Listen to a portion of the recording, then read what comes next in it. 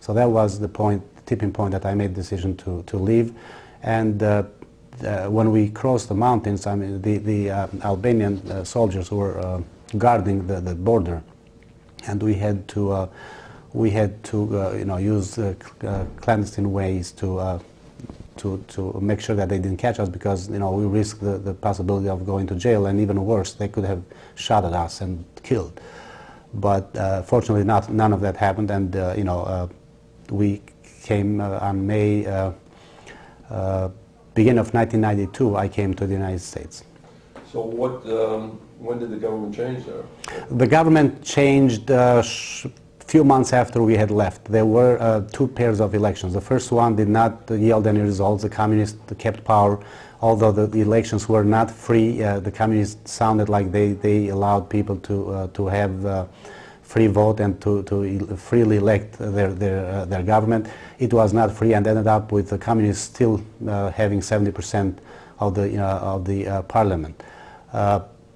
Then, for the year that ensued after that, the opposition was fighting hard, and the United States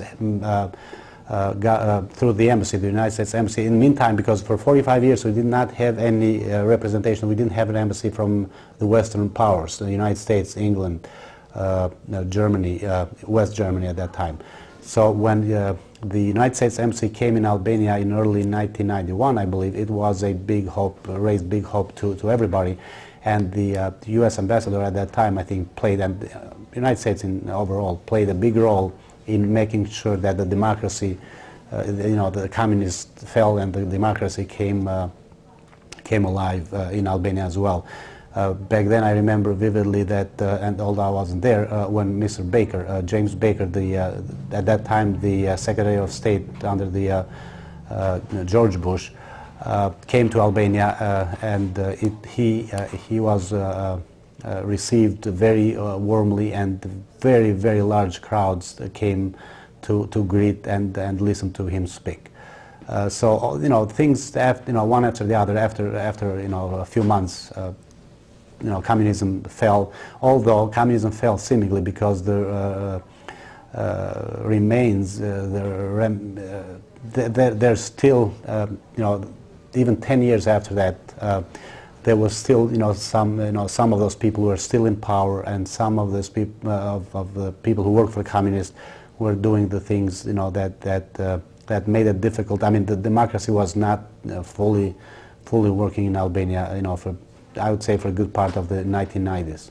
So now that the government's changed, have you considered moving back there?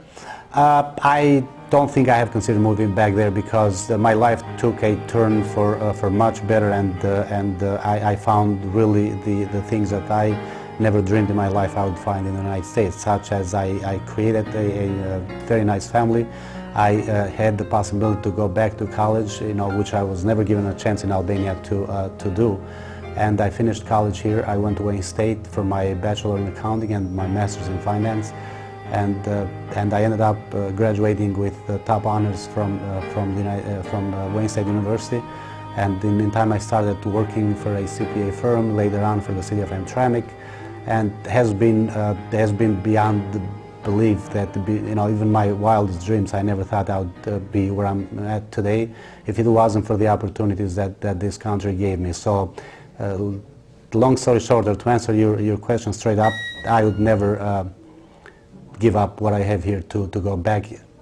Although sometimes, when in bad days or in days when you get a little nostalgic, you think about the back home, because I grew up there and I spent a good part of my life, but definitely that was not the best part of my life. So half of my life has been here, and I intended to keep it that way. So is it much better there now for people? Over there? In Albania? Yes, now it's much better. Opportunities are abound, and the life has improved dramatically.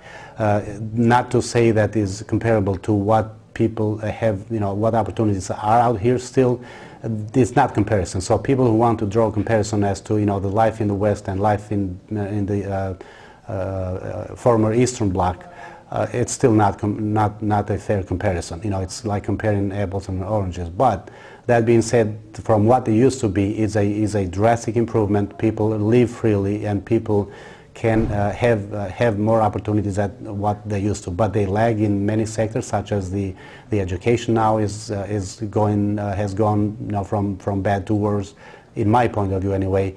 The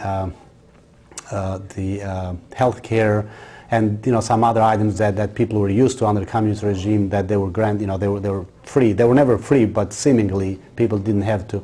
So it has gotten better, but there are challenges ahead of them as well.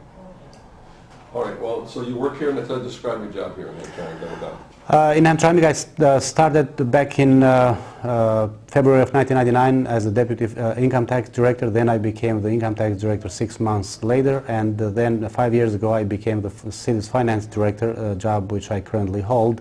And basically I oversee in the finance department the operations of the treasurer's office, the income tax department, the payroll, and the accounts payable, the whole finance operations in a nutshell. And all the funds and the expenditures and revenue that come and go, and the books. So basically I'm in charge of the books of the city of Hamtramck, and make sure that things are done based on the law and the accounting practice.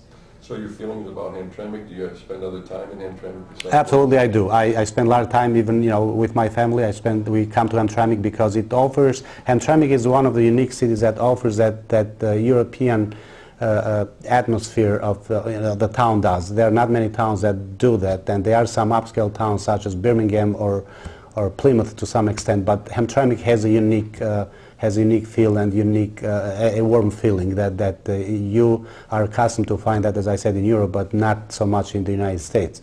And Hamtramck has the biggest and the best variety of restaurants that there is, has the biggest and best variety of churches, where practically there is a church at every corner you turn around, and has the mix of people that you would not find in any place, and it makes you feel like I feel like I'm at home in some respects, because when I walk the streets, and my family and I come here all the time, and we do the shopping in Hamtramck as well, but when I come here I feel that the person walking next to me or across from me or around me is the person that in some way, shape or form has a story that is very similar to mine, that we all started from